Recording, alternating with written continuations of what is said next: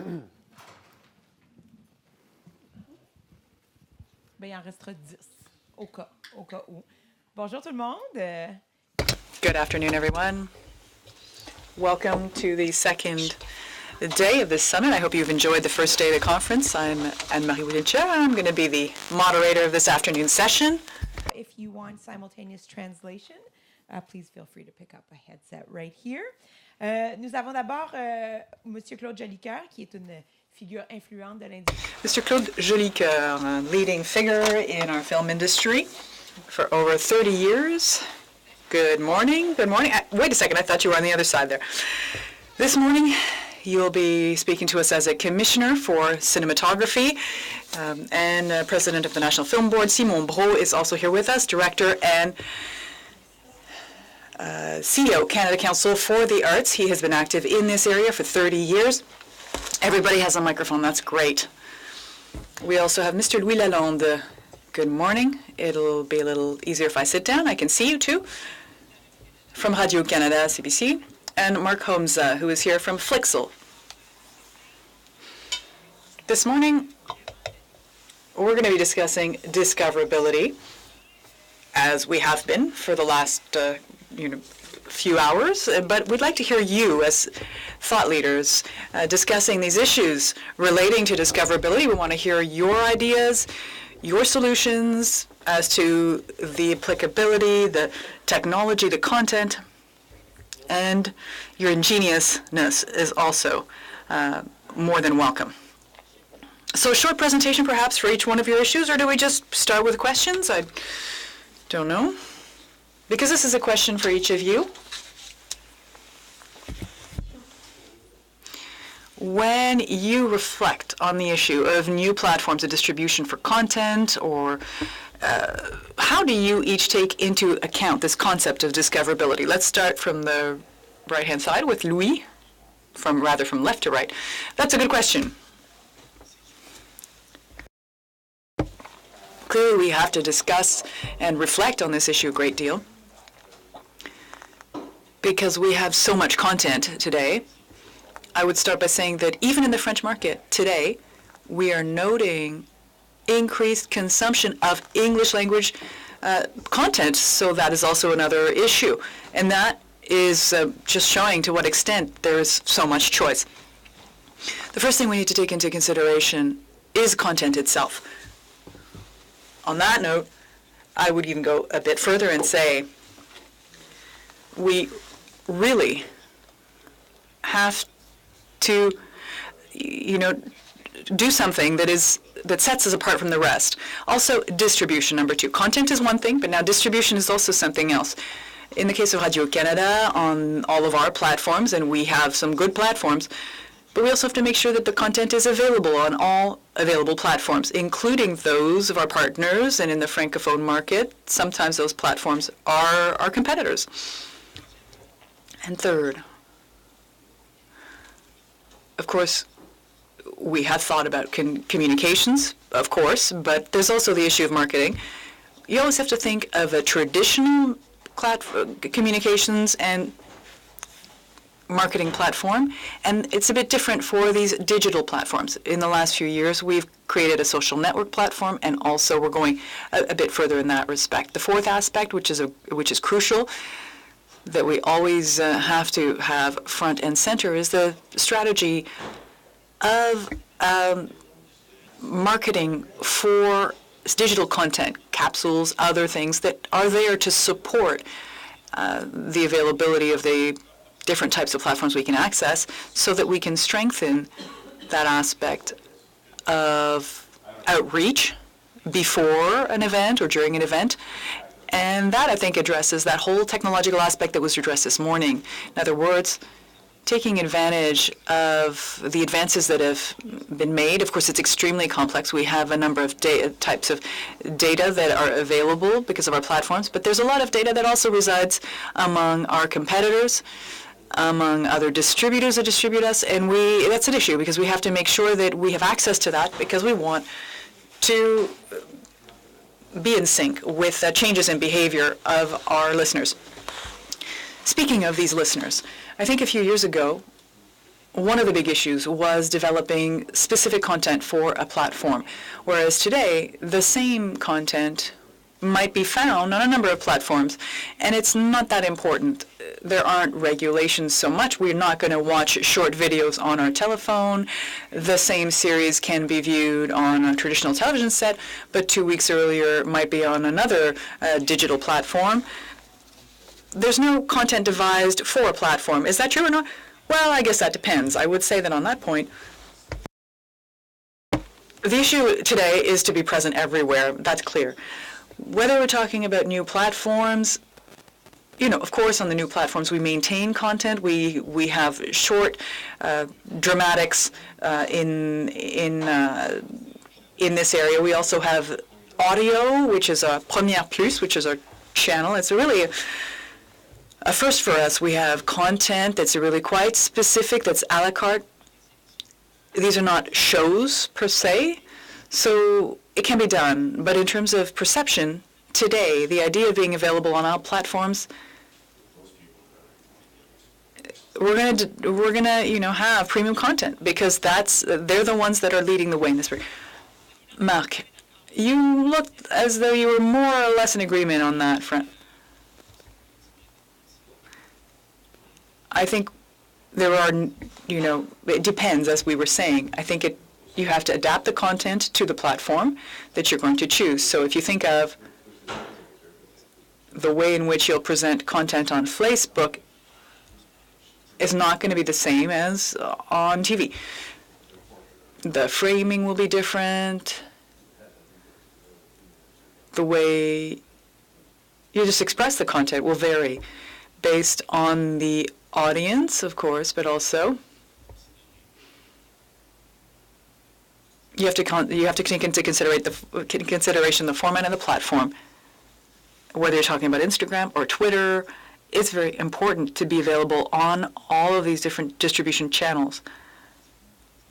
Various companies do make some mistakes. They assume that, yes, you'll take an ad and you have it on TV and then it will be as effective on social networks, and that's not necessarily the case. Because, as we were saying, there is so much content. We are bombarded with content, so it's difficult to really convey a message and have it resonate. Each platform has its own language and codes, is that right? Yes, absolutely, and you have to use these codes, as you say, in consideration of what we want to resonate with that millennial group that has a very limited attention span. Based on our experience, you really have 1 to 3 seconds to grab their attention. Yes, but once you have it, they'll watch. It's really quite interesting. On one hand, they have limited attention span, but then they're binge watching. They have 3 seconds to win them over, and then they'll stay 10 hours in front of your screen. Absolutely, yes. It's the way in which you reach out to these users. It's with these splashes of content, in a way. You target over all the channels in a micro format. So create micro moments, a sort of a micro experience, if you will. Oh, they'll then think, oh, wow, that might be interesting. So that's the hook, that's the trigger, and then that takes them to content that is more long form. And as a user, you've got that user's attention. That person will engage with the content. Mr. Brault, Mr. Joïca, do you share these views? Taking into consideration, okay, National Film Board has had a very popular app for several months on the U.S. platform. Mr. Brault, I'm not sure with respect to the Arts Council if you share the views of Louis Lalonde. We find ourselves in another world in a way because the Arts Council does not do programming, does not have a distribution platform so as such, or broadcasting platform, and our role is not a legislative role. We directly provide direct support to creators and to these creation think tanks, essentially, that are affected by all of these changes. Of course, the issue of content and technique and technology, this is nothing new for creatives. If you look at classical French theater, it's divided in a number of acts, because it's the length of time that a candle will burn that would light up the stage. So it was affected by these factors. In the digital era, for the Canada Council for the Arts, this sort of merging into this new digital era is a priority for us. It's the relationship to the work of art that changes. As a council, we can't be focused only on the value of this work of art, but we have to look at the relationship people have with that work of art, and that goes directly through this digital platform basis. It's the way in which people engage with it, the way in which they discover these things, and what's of interest to us. Of course, we're interested in digital, the world of digital media, but we also want community digital work to be done. If you have a town where there is an opera, where there's a theater, etc., that people access it, perhaps digitally, accessing it would be one of the options available to people. And there's a lot that can be done. We think about marketing, and it is focused, of course, in a very analog, on a very analog basis. We're really interested in these debates. They're very important. They're very important for the Canada Council because we are in the business of buying creative time. And that's what we do. And it's important for us to exist today, given that we see that the digital model does not take into consideration creation time. So we have to, create a space for ourselves in that. I did mention this in my introductory remarks yesterday, but in 2009, when the NFB launched its platform, you have to remember that there's this big issue of discoverability, but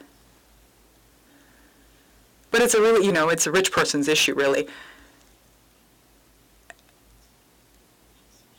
I used to be in film distribution companies as an executive, and it was rare, when we'd have films that were launched, you'd have, it would be on the screens, then on TV, and then you'd have it on a VHS tape or beta, and then you'd record it, and then the tape would bust, and so we went from an era where there would be, for instance, inputs. We would watch them on TV Hebdo, TV Presse, and other platforms, but today we have access to such wealth. It is an issue to discover content, but we also realize that with strong marketing, for instance, YouTube, National Film Board, CBC, all these big aggregators are in a way meeting places. In 2009, our approach, well, you were a bit of a precursor, yes. I looked at a screen-save recently that we had done, years ago. It was hundreds of films. Now we got thousands of films on these screens. There's this issue of discoverability. But there's also this issue of this extraordinary access. We, since 2009, have been adapting. We've been on iPhones, iPads, Androids, connected TVs. We're everywhere. So from an exclusive market, so at least when I was in film distributing, it was very exclusive. You would negotiate exclusivity with Radio-Canada. When will Super Écran stop, and where will you pick up and have rights? And at this point, content has to be widely available, very widely available. That concept did not exist back then. And that's what allows us to be at this point. I think we're at this stage where making content available, it's kind of like, it's like a large spectrum. Now we're a bit more focused. So things have evolved a great deal. I think that it would require some expertise that would be different. When you think about marketing campaigns, communications campaigns that are quite different because they're focused on different types of audience, on a different type of platform. I'll give you an example. When we launched the second session or second season of Série Noire, we did it on Extra de Tout TV first. And on the same day, we did 3 launches, a traditional launch for the press, etc., a second strategy, social network strategy with micro content, and then in the end, we had a garage party at the end of the day. You know, that's something. With coordinated strategies, but they're thought up in different ways. At the end of the day, I think, though, it has to be said that we reach out to far more people. We are actually accessing far more people than we used to.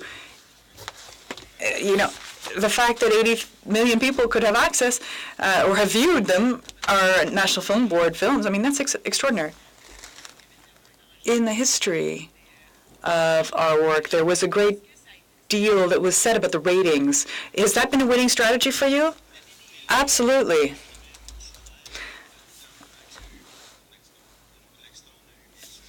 TV's never really suffered from all the interest people had in the extras. There's the issue of notoriety. There's the, you know, at the garage party, we sold out on everything, you know, toques, T-shirts, everything went. So there's so many factors involved. And, you know, we're really happy with that. But that means that you've got to think from a producer's side, on the production side, the production team side, everyone has to be involved. Yes, people can, you know, it's just exhausting perhaps. You know, have a good series, it's well written, and it will be on TV, but that no longer exists. Especially these young users on this issue. And I try to say this often, is that if we're going to do things in this way, we have to have a creative ecosystem here. Série Noire, these are people that I know. They're people that, you know, musicians, actors, people, theater people, these are people that we know. If that ecosystem does not exist, that Netflix is not financing, and that the web is obviously, by definition, not financing either, then that means, you know, that you're going to feel a bit of pain in that sense. And this is something that's of great interest to us. We maintained it through direct support and quota. We know that the universe has changed, but we need to be able to act to make sure that creatives have the time they need to develop their work. Otherwise, we end up in this situation. You know, it simply has to be said that it's not as though creation, you know, you can come up with something overnight in a second. When you watch, say, Netflix or Tout TV or National Film Board, this is something that was financed on a traditional basis. And if this funding basis is at risk, or if there's slippage in that area, then there is going to be a real dearth of potential. When you look at all those British series that are on Netflix, they have been funded through a public funding system, you know, everywhere. So it's not just these American series that exist in this ecosystem. If there were to be a drop in traditional funding, then it's going to asphyxiate our industry. Absolutely. So I'd like to get back to the user experience. You know, these young users, they use their mobile phones, their tablets, etc., and their user experience is really important. Not so much, perhaps not as much as content, but that's sort of the way you reach out to them. It's a hook, essentially. How do you strike that balance between the needs of this new generation of users and your creative content approach? How much weight do you give that user experience when you're creating new platforms or new technologies in the case of Marc? On that front, I think it's important. Everything we do has to take into consideration this fundamental fact that today we have to experience these changes in consumption, along with the generations that are going through this. This is just the way things are. Of course, there's a new project. We test it. We don't announce it. We test it. We take advice, and in fact, that's the way in which we approach things. It's a bit of an internal revolution in a way, because this is not how we habitually used to do things. A few months ago, we launched Première Plus. We did a soft launch because we're kind of in a beta mode, and when we launch the application, we will have already acquired a lot of user data and comments in order to improve the whole thing. So it's part of the process. It's another approach that you know it's unavoidable.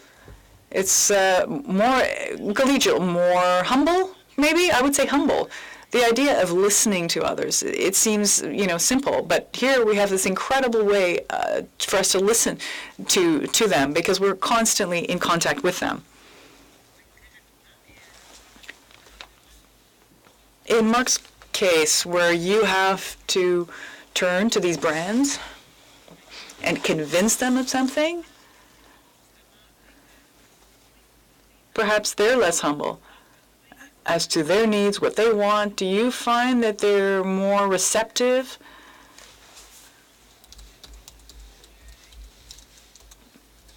to perhaps listen to content creators, take into consideration these factors? Brands always want to have a return on investment. We are one technology format that is not traditional audiovisual in the audiovisual sense. Anything traditional content creation, this is a bit foreign to us. Even the way we were funded as a startup was quite particular, quite unusual, and our reality is that we want to create content as quickly as possible. Because when you work with marketing directors, whether we're talking, we have clients like HBO and Netflix. For them, what really matters is to create content for social networks that is very effective at a reduced cost and that will be impactful, something that will resonate with their audience. And that's why we presented this technology that's able to meet that need.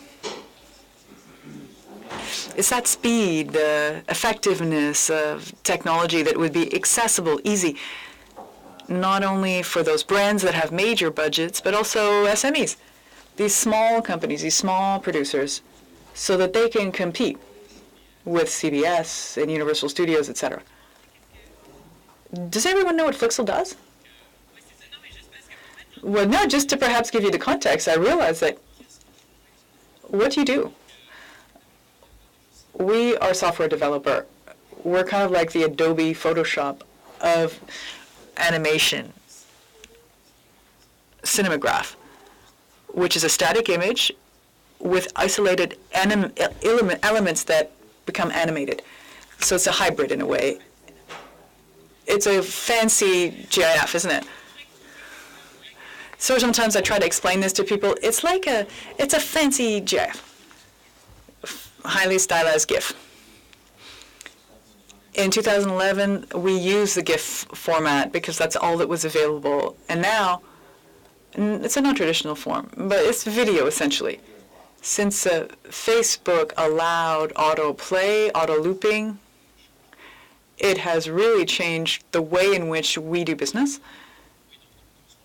So what we do really is that we sell this kind of software so that marketers in the TV industry or, to create effective and quick marketing campaigns, there's a need for content. It has to be out quickly. There's just not enough. They want to keep up with the demand. You could be on all social networks. You're talking about Twitter, Instagram, Vine, and you have to adapt things, code it up to their platforms. That's huge. It's quite a burden. You have to do it quickly. Some of our clients will push, 300 or 400 images or assets, as we call them. We're talking about GIFs, photos, videos, etc. 300 to 400 per day. yeah, it's huge. It's exhausting. I'm thinking of clients like ESPN or The Score, big publishers. For an ESPN or a Discore, what would your job be? For instance, for The Score, they need content. They'll need content for a number of apps, for iPhone, Android, and they do marketing campaigns to get user acquisition. So, for instance, if they use our services, they'll use cinemagraphs for their web campaign, for their banners, for their social networks, for their websites. So it's a huge amount of content that has to be created. And, you know, the truth of the matter is that time is of the essence, and the turnaround for the content is an issue. So we need to, if we have any tools available to increase turnaround, then that's great. And it allows us to evolve in this ecosystem. It's not it can't be said that every marketing director has expertise in Photoshop or After Effects. That type of expertise that certain people have is very costly. So we're trying to, in fact, democratize advertising.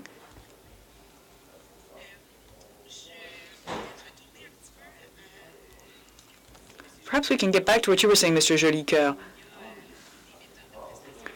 Because there are traditional methods, for instance, cable via satellite, that still take up a large or perhaps large share of the market.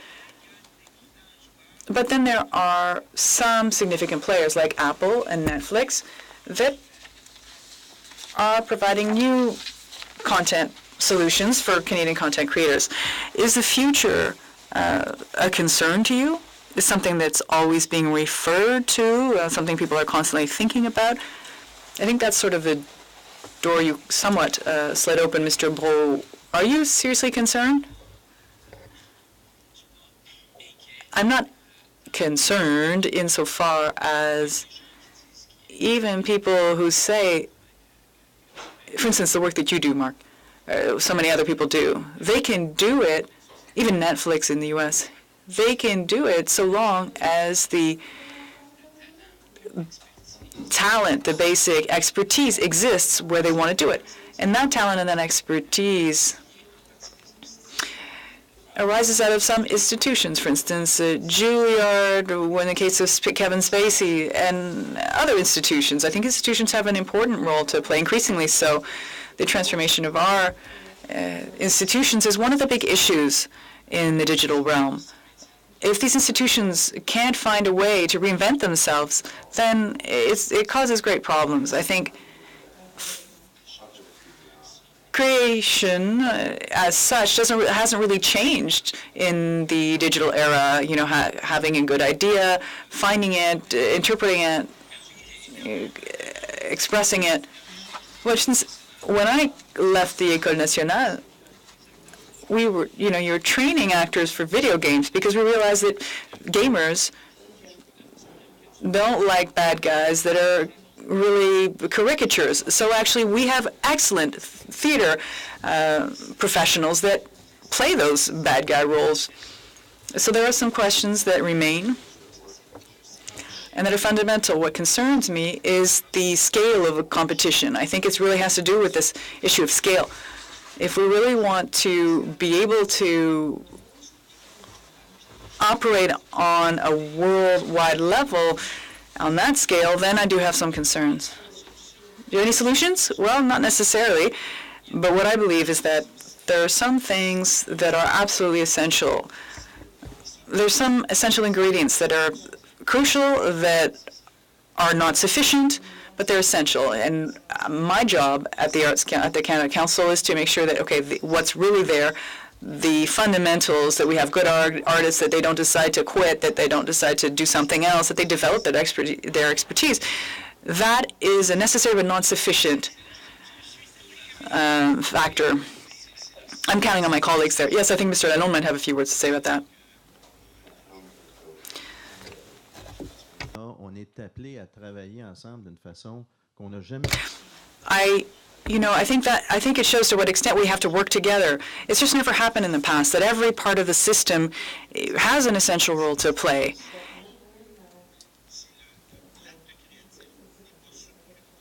if creativity is not supported in some way, there is not going to be any output. There won't be any ideas generated.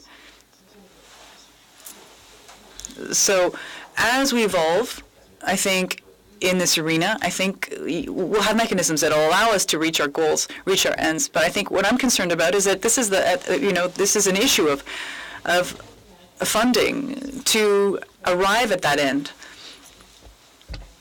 Là-dessus, c'est sûr, il y a certaines inquiétudes. Je suis très heureux qu'on ait du soutien. Là, mais globalement, il faut vraiment trouver une façon de travailler encore plus ensemble parce que l'ambition mondiale, elle est inévitable. Il faut rentrer dedans. Puis je pense fondamentalement qu'on est équipé. On le voit bien dans le cinéma. Qui aurait prédit, il y a 10 ans, qu'on a un tel succès à Hollywood et partout mondial. Ou à Cannes. Non, mais c'est vraiment reconnu. T'sais. Puis pourtant, cinéma, c'est un film à la fois. Hein? Des fois, là, le succès, c'est tu t'en fais un, t'en fais deux. Puis ça, donc là-dessus, il y a quand même quelque chose d'assez extraordinaire. Donc là-dessus, on a un rendez-vous qu'on ne peut pas manquer. Puis c'est maintenant qu'il faut saisir tous les éléments pour être sûr qu'on puisse avoir une structure qui soit performante. Mm-hmm. Est-ce que vous trouvez qu'il y a encore deux mondes, par contre? Parce que j'ai souvent l'impression qu'il y a vraiment deux mondes, c'est-à-dire ceux qui ont cette ambition-là au niveau des créateurs. Ceux qui ont cette ambition-là et ceux qui, justement, ont une espèce de hantise de cette ambition-là. Mais oui, il y a deux mondes. Puis il y a même, il y a des créateurs fantastiques à l'heure actuelle qui décident de s'ancrer dans l'analogue et d'être anti ça. Puis je pense que c'est important. Puis des fois, ironiquement, c'est dans leur travail qu'on trouve les explications ou les éclairages sur ce qu'on pourrait faire dans le monde, dans le monde numérique. Donc, moi, je pense que oui, il y a ces tensions-là. Puis je pense que c'est important qu'elles existent. Mais en même temps, c'est important de voir qu'au niveau des créateurs, puis au niveau des leaders des institutions et tout ça, les caractéristiques fondamentales de la pensée numérique ne sont pas répandues de façon encore suffisamment large. Je veux dire, tu parlais tantôt des campagnes de pub. Moi, quand je suis arrivé au Conseil des arts, j'ai vraiment réalisé, par exemple, que mon équipe de com devait être fondamentalement repensée, qu'on devait repenser le Conseil des arts du Canada comme étant un média lui-même, si on voulait être capable d'avoir une portée, si on va être capable de jouer notre rôle. Parce qu'avant, on avait une façon très simple. On contrôlait l'argent, on annonce des programmes, puis on attend que les gens appliquent. Mais on ne peut plus jouer ce rôle-là. On peut jouer un rôle beaucoup plus dynamique. Donc, il a fallu vraiment le changer.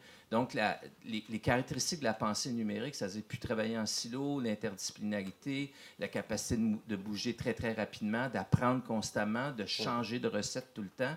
En fait, c'est pas du tout la mentalité dans laquelle les gens de mon âge ont été formés. Donc là, oui, il y a des enjeux majeurs. Mais il reste quand même que l'essentiel du contenu audiovisuel qui est consommé, c'est de la production linéaire. C'est de la production qui est maintenant disponible sur des nouvelles façons, avec des marketing qui sortent complètement de ce qu'on connaît. Mais si on se rappelle qu'on est en 2016, en 1966, l'ancêtre de Téléfilm Canada a été fondé, la Société de développement du cinéma canadien, qui a été premier président, qui est un ancien de l'ONF, qui est décédé la semaine dernière, Michael Spencer. Mais il y a 50 ans, il n'y avait à peu près rien qui se faisait. Il y avait ce qui se faisait à l'ONF, il y avait quelques productions du secteur privé. Il y avait très, très, très, très peu de longs métrages dans le secteur privé qui se faisaient avant que Téléfilm soit fondé.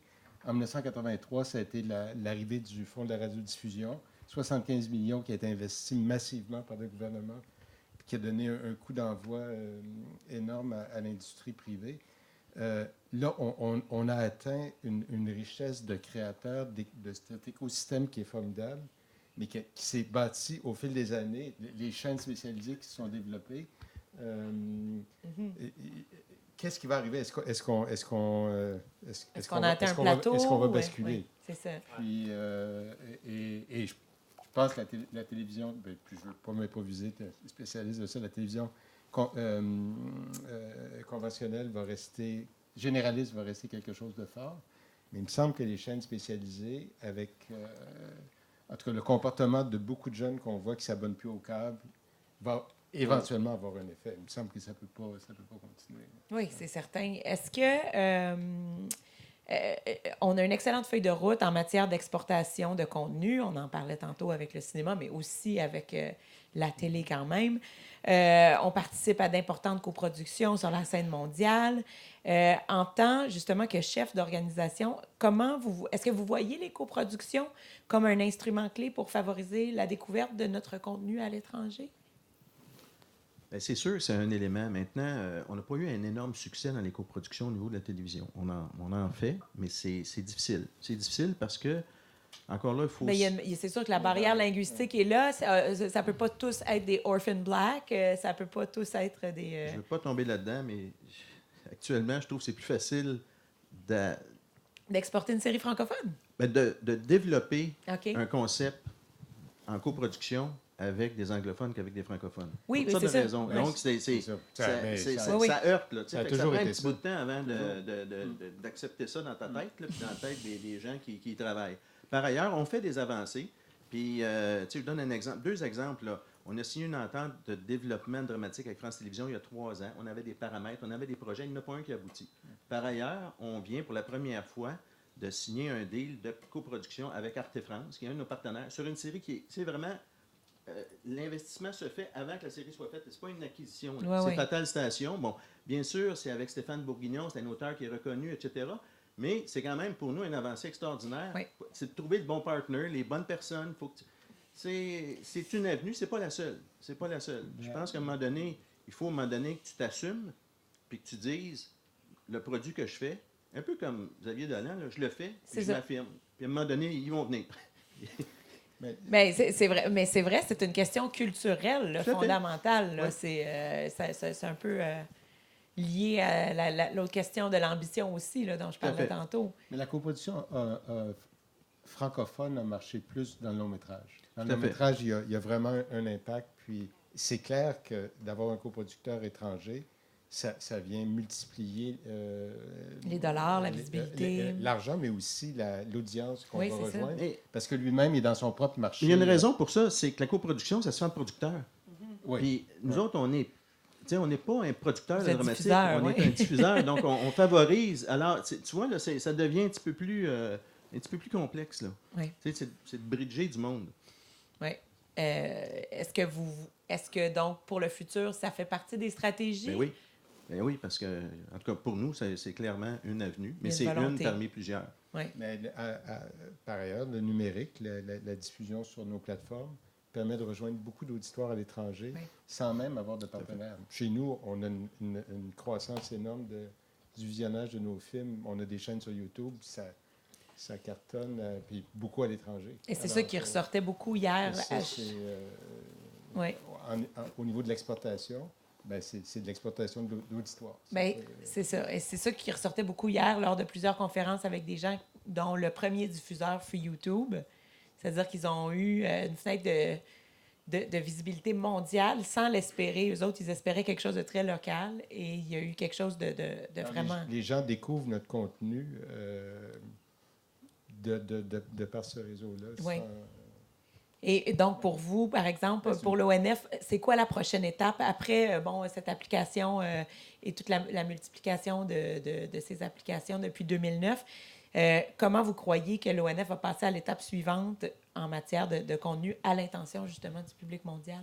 Ben, on est dans une étape où la plupart de nos plateformes ont atteint une maturité. Et là, on est en train de travailler sur ce qui va être la prochaine étape pour les moderniser, les adapter plus à des auditoires International, ciblé. plus ciblés. Oui. Et d'être moins dans l'antibiotique large, là, où on couvre tout, mais d'y aller de façon plus ciblée. OK. Alors, on a lancé, moi j'ai regroupé des gens en interne pour avoir un centre d'expertise du numérique, autant au niveau de la création de contenu numérique que de l'organisation de la création de nos plateformes. Donc, concentrer ces expertises-là. Donc, vous allez nous suivre bientôt. On va arriver avec quelque chose de nouveau. Dans les thématiques, dans les... Autant dans les thématiques, mais que dans les plateformes de diffusion aussi. OK. OK. On attend ça. suivre. Oui, c'est ça.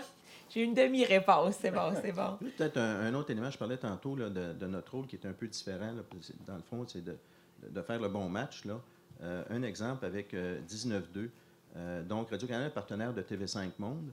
Donc, effectivement, les gens de TV5 Monde reconnaissent la valeur des productions dramatiques canadiennes. Et là, donc, dernièrement, on a fait vraiment, avec TV5 Monde, on a fait un lancement à Paris, un lancement là, vraiment officiel de 19-2 avant sa diffusion. Et donc, là, tu sais, il commence à avoir... Plusieurs années du après la mouvement. fin de la série, quand même. Bien sûr, mais ça, Oui. c'est pas grave. Tu sais, ce qui est important, c'est que les gens, le public, mais aussi les producteurs Oui. français réalisent. Hey, tu il vois, se fait quelque c'est chose. du mix, là. Du Oui. mix, puis c'est de meilleure connaissance, dans le fond. Alors, des fois, c'est des petites opérations qui donnent un rayonnement différent, mais qui permettent aussi à ce qu'on puisse prendre globalement une place et développer des nouvelles façons de s'arrimer. Parlons peut-être un peu justement de YouTube. Pour chacun d'entre vous, ben, peut-être un peu moins pour Marc, parce que c'est un rôle complètement différent. Mais quand même, pour vous quatre, est-ce que YouTube constitue une plateforme viable pour votre contenu? Quand on est, par exemple, Radio-Canada, les services francophones, et qu'on a Tout.tv, qui est un monde en soi, est-ce que YouTube, c'est encore quelque chose d'important? Est-ce que c'est un joueur? Aujourd'hui, comme j'ai dit, il faut être humble. Oui. On peut pas exclure personne. Le défi pour les... en tout cas, je vais parler là, pour les diffuseurs plus traditionnels, qui a quand même une force là, d'attraction à plusieurs niveaux. Je pense que l'enjeu, c'est vraiment de s'assurer comment utiliser YouTube dans l'ensemble des plateformes qu'on a et dans l'ensemble des ambitions de diffusion et de rayonnement de contenu canadien. Là. Et ça en est c'est un des joueurs, puis c'est une des plateformes qu'il faut intégrer. Est-ce qu'il vous arrive de découvrir des nouveaux créateurs via des nouvelles formes de technologie comme ça? Ou? Ben, YouTube, en tout cas, dans le monde dans lequel moi je suis, ça reste quelque chose qui est complémentaire. C'est-à-dire que je pense qu'il y a beaucoup, puis pas suffisamment utilisé encore, je crois. Évidemment, l'enjeu, c'est qu'il faut que ça soit complémentaire, pas parce que c'est par nature complémentaire, mais parce qu'il n'y a pas encore de modèle financier vraiment qui fonctionne pour n'exister que sur YouTube. En fait, tu veux exister sur YouTube pour faire pression pour que Radio-Canada ou Télé-Québec reprennent ton émission, etc., parce que c'est là que le financement va venir. Puis c'est vrai Mais aussi de pour moins les en compagnies qui moins, vendent des c'est-à-dire billets. depuis que... De moins en moins, quand même. De moins en moins, mais ça reste Oui. encore, Ça reste reste encore le encore big dans fish. un contexte Ouais, ouais. national, puis dans un contexte où les médias traditionnels existent, dans un contexte où il y a des pressions politiques. Ça reste encore un outil quand même important. Puis je pense que quand on regarde la diffusion des arts de la scène ou même des arts visuels, dans les arts visuels, bon, il y a des enjeux de droits d'auteur, etc., mais ça reste très difficile de faire connaître un spectacle que tu veux faire circuler au Canada ou dans le monde entier si tu n'as pas des super bonnes images sur YouTube. Puis là, la qualité de la production devient un enjeu important. Puis là, tant qu'à mettre paye quelque pour chose cette pas bon. production-là? Exactement. Donc, au fond, ça devient quelque chose qui est un outil de levier important encore aujourd'hui, je pense. Ouais. Oui. La vidéo en général, anyway. Mais je reviens encore à Xavier Dolan, dont on n'arrête pas de parler, mais c'est quand même la personne qui a réalisé la vidéo le plus vue de tous les temps Absolument. sur YouTube jusqu'à ce jour avec sa réalisation d'Adèle, tu sais, qui a été faite dans les... C'était où, ça? où? Dans les cantons de l'Est, non? Non, quand on le laisse. Quand on laisse. Châteauguay. Châteauguay. Châteauguay. C'est quand même surprenant. Alors, Là, il y avait une rencontre aussi d'Adèle quand même. Il y avait bien une- sûr, bien sûr. Il y Ça a la aide, musique ça aide d'Adèle un plus peu. que le Il y avait un noir produit et blanc premium. et le Il y flip avait un phone de produit Dolan. premium. Mais quand même. Il y avait un- C'est ça. Ben, pour nous, YouTube, c'est certain. Puis on voit des résultats formidables. Mais c'est dans une approche de service public, de rendre notre contenu disponible, c'est parfait. Mais c'est un modèle économique qui ne tient pas.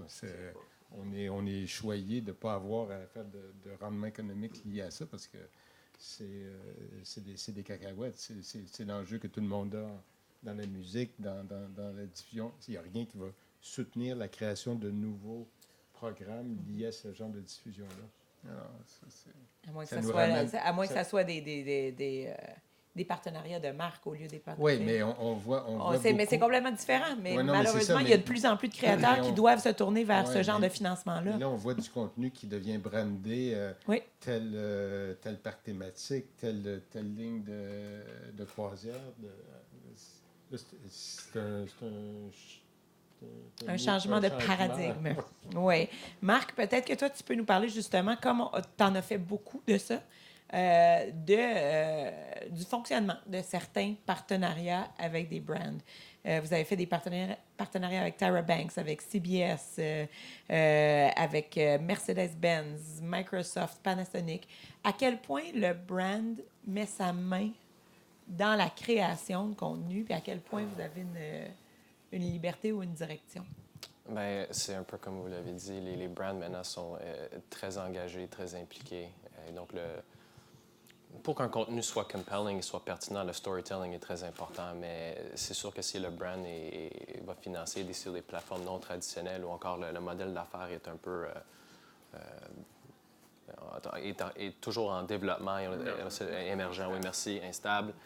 C'est sûr que oui, c'est une combinaison de choses. Oui, le brand va s'imposer. Donc, quelqu'un comme Tyra, par exemple, oui, le contenu qu'on crée, il fallait que ça rentre dans un certain cadre, certaines caractéristiques. On n'avait un peu pas le choix. C'était quoi, par exemple? Ben, ça, c'était... Oui, écoute, on arrivait avec un creative en particulier, puis si ça faisait pas son affaire, ben ça changeait aussi. Oui. Puis même, elle avait des redevances au réseau télé. Si CBS n'était pas content ou il n'allait pas chercher, ou ça n'allait pas résonner avec le target audience que CBS, avec toute leur analyse de données, croyait que ça allait avoir un impact un peu médiocre, eh bien, le creative était scrapped complètement. Mais je pense que, oui, l'essentiel, c'est vraiment de créer du contenu qui scale. Donc, tous ces brands-là veulent, comment dire, c'est quoi how do you say scale in French? Une économie d'échelle. Oui, voilà, l'échelle. Ouais. Et ils veulent essayer de réduire les coûts le plus possible. Donc, c'est pour ça qu'un peu ce qu'on nous autres on fait, ça devient intéressant parce que, vous avez parlé de YouTube. Avant nous, on crée beaucoup de contenu pour YouTube, surtout dans l'industrie de la musique, par exemple. Donc, il y a des groupes de musique émergents qui n'ont pas les sous et les fonds pour financer des vidéos de 3, 4, 5 minutes. Donc, ce que l'on fait, c'est qu'on crée du contenu extrêmement concis. La chanson va rouler pendant 2-3 minutes, mais c'est la même image hybride qui va jouer pendant la durée de la chanson. On va faire une combinaison de 3, 4, 5 images. Donc, pour le band, créer ce genre de contenu devient moins coûteux. Ça leur permet de percer. Et par la suite, ils se font remarquer par un Sony Music ou un Warner Brothers. Et là, la discussion commence et le financement, disons, plus traditionnel. Oui. Ils sont découverts. Ils se font découvrir, voilà. C'est de la découvrabilité à l'état pur. Mais c'est pour ça qu'il faut être... La découvrabilité comme finalité aussi, par exemple. Oui. Absolument. Donc, mais c'est des étapes. Et oui, parce que de nos jours, en tant qu'artiste, en tant que créateur, il n'y a pas personne qui va juste nous donner un demi-million comme il faisait peut-être il y a 10-15 ans, que ce soit dans le domaine du film ou dans le domaine de la musique. Il faut un peu faire ses preuves. Puis je pense qu'il y a assez d'outils disponibles aux créateurs. Et pas juste seulement les outils que nous autres on présente, mais il y a différents formats, que ce soit des variations d'Adobe ou de Final Cut Pro, qui permettent aux artistes maintenant de créer du contenu très intéressant et pertinent, mais à des coûts moins cher et c'est juste plus accessible. Et donc, ça permet de un peu lancer la découvrabilité pour ensuite tomber un peu dans un système ensuite plus traditionnel. Mais est-ce que vous remarquez que ça affecte la création? C'est-à-dire que la création est influencée dès le départ, dès son point de départ, par une volonté d'accumuler des likes, des visionnements, des clics, d'avoir à faire ses preuves avant même d'exister, c'est quand même paradoxal pour un créateur. C'est-à-dire de dire, j'ai déjà tant de personnes qui me suivent, qui vont m'appuyer, votre argent en tant que soit producteur, diffuseur, brand ne sera pas gaspillé. Mais ça, c'est au premier stade de la création. En fait, c'est un peu ça que je disais tantôt, c'est que si l'objectif de ta création, c'est la découvrabilité, ce que tu fais, c'est de la publicité, c'est pas de l'art. C'est ça que tu fais. Mais si tu fais de l'art, puis tu dois te préoccuper d'être découvert, ben en fait, il faut que tu mises sur quelque chose qui est ton originalité, qui est ta signature incroyable. Et quand même, les dernières années nous ont montré qu'il y a encore du contenu vraiment original et vraiment challengeant qui apparaît et qui perce. Donc, en fait, moi, ce qui m'intéresse pour le milieu des arts, c'est de voir comment on peut utiliser ces outils-là, qui sont des outils développés qui sont intéressants parce qu'ils permettent d'aller chercher une autre échelle, mais de les utiliser avec une finalité qui soit artistique puis qui ne soit pas publicitaire. Puis je pense que c'est tout à fait pensable. Je veux dire, tu peux éclairer toutes sortes d'affaires avec de l'éclairage. Là. Tu peux éclairer toutes sortes de contenus. Puis je pense que c'est ça là, qu'il faut qu'on comprenne. Mais ça demande une façon de penser. Puis c'est vrai que je regarde les créateurs de l'âge de mon fils. C'est vrai qu'ils sont beaucoup plus rapidement, quand ils produisent de la musique, ils sont beaucoup plus rapidement intéressés à voir comment ils vont être remarqués qu'autrefois. Parce qu'autrefois, comment ils allaient être remarqués, c'était la job du producteur. C'était pas la job de l'artiste. Mais aujourd'hui, les artistes pensent qu'il y a comme un temps de beaucoup plus court entre la création mais il faut qu'un ne pervertisse pas l'autre, sinon là, on est dans le trouble. La consommation du contenu se fait aussi très, très rapidement. Tu lances une toune, elle est digérée, next. What's next? Constamment. Et vous avez raison, l'artiste aujourd'hui ne va pas juste se concentrer. Première étape, oui, c'est de créer du contenu artistique, pertinent, qui ait de la substance. 100%, c'est la chose la plus importante. Mais souvent, parce qu'on travaille aussi avec beaucoup d'artistes, on remarque souvent qu'ils n'ont aucune stratégie de comment apporter leur contenu dans l'ère numérique. Donc, ils se concentrent soit à créer des courts-métrages très intéressants ou produire un EP ou un LP, whatever. Puis ensuite, la question suivante, c'est quoi la stratégie, de go-to-market strategy? Donc, c'est pas il n'y en a pas, où ils ne sont pas trop certains comment faire ou quelle plateforme vraiment utiliser. Donc, ils font, on va faire un Twitter post ou un Facebook post, mais c'est pas assez. Donc, il faut vraiment créer un plan d'action pour comment, justement, se faire découvrir. Et c'est là qu'il faut être très réceptif à des formats de distribution non traditionnels et à des outils, des technologies non traditionnelles. Et, un peu comme vous l'avez dit auparavant, il faut tester. Et on est dans une ère où on peut le faire, parce qu'il y a 15-20 ans, tu lançais un album ou tu lançais un film, puis là, I hope this is going to succeed. Ouais. Tandis qu'aujourd'hui, tu peux lancer un 15 secondes, où tu peux lancer un preview de 6-7 chansons, ou un mini-trailer, ou une micro-pub, ou un micro-moment, et là, tu peux gager, OK, c'est quoi la réaction de mon public? Est-ce que c'est intéressant? Est-ce que ça ne l'est pas? Comment est-ce que je vais modifier mon contenu? Et on peut le faire très rapidement. Et je pense que c'est la réalité de nos jours. Donc, les artistes, je pense que c'est très important qu'ils commencent à s'éduquer et à vraiment saisir ces outils pour justement se faire découvrir. J'aimerais juste ajouter un autre volet, parce qu'on parle beaucoup des artistes, mais on vit ça aussi, nous autres, en information. Si on parle, la découvrabilité en information, là, watch out, OK? C'est quelque chose d'assez king size, puis ça se prend d'une façon différente. Mais 2 anecdotes à ça. Un moment révélateur pour nous, à Radio-Canada, au niveau de la découvrabilité. L'entrevue de fin d'année avec le premier ministre, Trudeau, qui s'est passée dans le métro, OK, avec du monde. Alors, bon, idée intéressante. Ça se fait. Mais là, l'équipe réalise qu'il y a à peu près, le public est là, donc il y a à peu près 400 personnes qui sont avec les téléphones puis qui filment. Ils filment. Fait que là, il y a quelqu'un qui dit, ben oui, mais on ne peut pas diffuser avant que ça soit terminé, mais effectivement, ça va. Alors là, tout de suite, c'est enclenché vraiment une stratégie instantanée de clips, de snippets, de toutes sortes d'éléments pour polluer toutes les... Je dis polluer parce que c'est vraiment une stratégie de rayonnement sur toutes les plateformes imaginables, les pages Facebook, ci, ça. Et la constellation, on en a fait un diagramme qui est assez intéressant, puis c'est vraiment ça, mais pour une action d'information, c'était quelque chose de... C'est quasiment péché mortel de penser à ça, tu sais. Mais c'est ça aujourd'hui. De remettre le pouvoir dans la main de l'auditeur. C'est-à-dire, l'auditeur est devenu le premier diffuseur. Ben, il est là, il est avec toi. Fait que si tu veux, le scoop est plus dur à avoir. Ouais. C'est-à-dire, il se manœuvre différemment. Alors, Et c'est quoi l'autre exemple?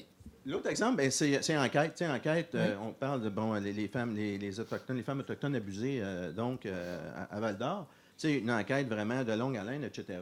Mais là, c'est sûr que tu te dis, OK, c'est sûr que ça va marcher. Mais là, comment s'assurer qu'on touche un autre public, c'est avec une stratégie, effectivement, de petites capsules qu'on a faites, qui a marché 2 jours avant. C'est extraordinaire. Bien sûr, l'écoute de la version traditionnelle Longue, a été meilleure, mais on sait très bien qu'on a rejoint là un auditoire qui... Donc, c'est une bonne stratégie.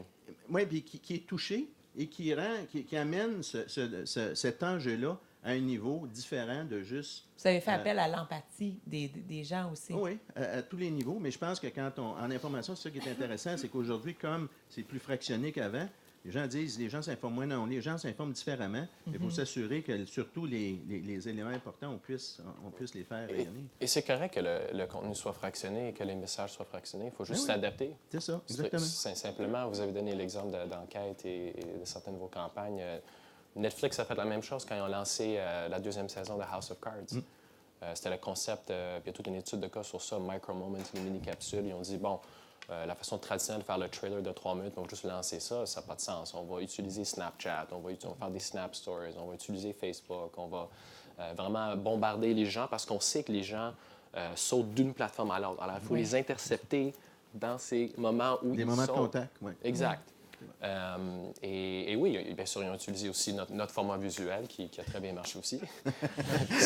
Incidemment. Plug de Flixel.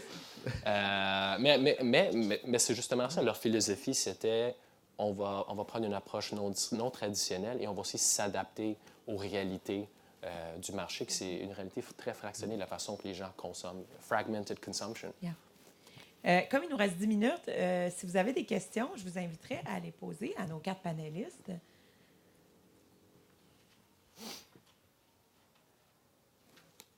Aucune question? Ne soyez pas gênés. Aucune question? Bien, sinon, je vais continuer. Moi, j'en aurais une pour toi. OK. Comment tu vois ton évolution dans quelques années, là? Ou l'évolution de tes concepts et de ton avantage stratégique que tu as actuellement? Écoute, en technologie, aujourd'hui, on est très pertinent. Dans 2 ans, ça peut être... on est C'est pas un 5-year plan. Non, très honnêtement, moi, je pense... Non, mais je vais être très honnête. Nous autres, on passe toujours 12 à 18 mois à l'avance. Jamais plus que ça. Parce que l'environnement est tellement volatile. On l'a vu durant la conférence, right? Une fois que le augmented reality, le virtual reality commence à... Ça, c'est une bonne question pour vous autres parce que ça va changer le storytelling complètement. Ben oui. Et... Des applications VR. Ah oui, je veux dire... C'est-à-dire, est-ce que tout va vouloir ou va devoir devenir interactif? Mais là, on n'aura pas le temps dans 8 minutes, là, je vous le dis. Oui, non, ça, c'est un autre débat. Mais je pense pas, mais je pense qu'il faut s'y intéresser. Oui, absolument. Je donne un exemple aux Olympiques de cet été. À chaque jour, avec le CIO, il va y avoir une compétition qui va être accessible en 360.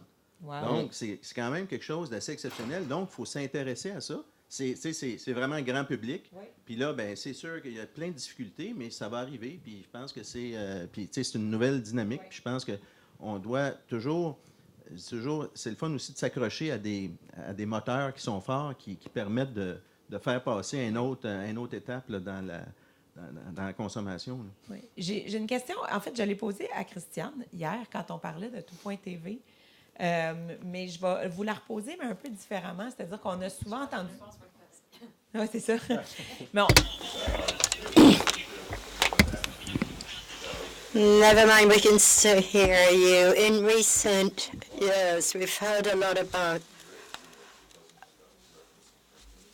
producers, broadcasters are not the only one, haven't been the only ones. But those producing all sorts of data that have been heard. Yesterday we talked about Netflix changing their content based on what the users are wanting and based on strategies. So I need to know more. Have you been surprised as against your expectations for the data retrieved, the data collected? Have you been surprised? Hey, what's that? So many people like this who are listening to that. As I am talking to you, I'm wondering if you want me to tell you what our management committees are made of. In the recent 18 months, we've had quite a bit of revelation and discussion and circumstances that have been toppled over, shuffled, and this has been motivating. But it also takes for us to be humble. The last item, there's this technological concept of the better use of the sources that we have as far as data goes, but there are other avenues to be explored. We want to ensure that we are in sync with the behaviors. The digital measuring tool is much clearer than in traditional television. You're talking about revelation, about being taken aback. Someone has a question in the room. Well, let him finish his answer. On va le laisser terminer. So, the listening or viewing rate can be measured with high precision, the length as well, duration. But this is not a truthful answer. We're kind of beating around the bush. What we noticed was that broadcasting on some channels do not affect what is being done on TV. People had said this is going to make the TV rate go down 0. And then you have promotional campaigns. No, it doesn't destroy anything. It actually enhances. Is there any impact on live viewing? No, precisely not. In drama, no. If anything, it's had a positive impact in the States. When you use you do business with more traditional networks, there has data shows that there has been some impact.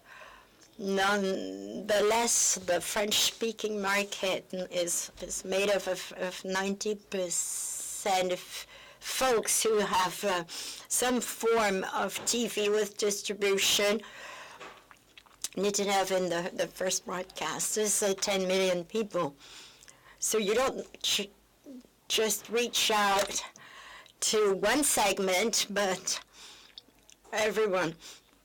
In the States, the announcers are saying, I give you $2 million to fund your content and live viewing, and that's the big premieres, but the numbers aren't there. So there is some correlation, and so budgets don't know what to expect. And the costs cannot be controlled, and the decision making is extremely important, because we can find out what the impact of advertising is, but as far as people tuning in, we don't know. It's so fractured. You cannot quantify. You don't know. Cannot measure the success of the campaign, because there'll be bits and pieces. Bon, moi, je suis francophone, alors. Snapchat or Binds, can be like a tendency, like for the video content, and I mean they're kind of hard to be discoverable, because it's ephemeral. Yeah. Yeah. NBC s'en va avec un canal Snapchat aux Olympiques. So NBC is having a Snapchat to the Olympics, taking to the Olympics, and at the film festival, Snapchat is felt, and it was in the film festival a few weeks back. We have a small lab at CVC a year ago or something, someone came up and offered to have a drama series on listening. Who would be interested in lab work? People knew what that was. Someone had offered something. So that's among the projects to work on that was retained, because things have gone exponential since then. We cannot talk of an exact science, all right? No, no, no, as everybody's saying. So this is what concludes this session on innovation. The last question was a particularly relevant question, and the various different answers. So, gentlemen, we would like to thank you. Lots of food for thought, solutions to the set of problems, of issues. Thank you for being with us. Thank you for attending. C'est l'heure du dîner et Wildflower vous attend.